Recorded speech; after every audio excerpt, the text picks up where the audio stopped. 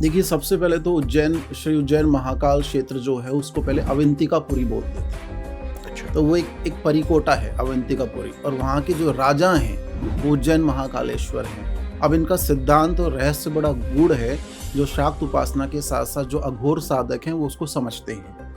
आम जनमानस के लिए वो बहुत गूढ़ रहस्य है। वो क्या है, जब आप लिंग पुराण पढ़ेंगे, स्कंद पुराण पढ़ेंगे, शिव महापुराण पढ़ेंगे, तो उसमें ये सृष्टि जो आपको दिखती है, जहाँ समय का चक्र चल रहा है, काल का चक्र, उसके ऊपर 7 आकाश और नीचे 7 पातालों की महिमा बताई गई है। तो जब आप ऊपर के 7 आकाश देखेंगे तो उनके ऊपर जो वहाँ के राजा हैं वो ताड़केश्वर है, वो महादेव का ही रूप है। एक मंदिर ताड़केश्वर का उत्तराखंड में भी है क्या वो? हाँ, अच्छा। उसी का प्रतीक है। तभी बोलते हैं आकाशे ताड़का लिंगम पाताले हाटकेश्वर। तो जैसे जैसे आप 7 पाताल छोड़ के नीचे जाते हैं, वहां के राजा हाटकेश्वर बोले गए हैं। हाटकेश्वर, आकाशे ताड़का लिंगम पाताले हाटकेश्वर। और ये जो सृष्टि है, जहाँ पे क्रम किसका है, समय का क्रम है।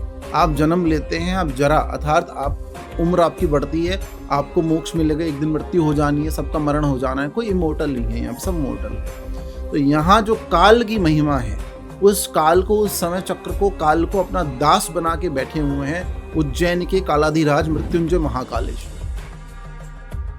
तो इस सृष्टि के राजा, इस पृथ्वी धरातल के राजा उज्जैन महाकाल बोले गए हैं। तो ताड़केश्वर, हाटकेश्वर और उज्जैन महाकालेश्वर।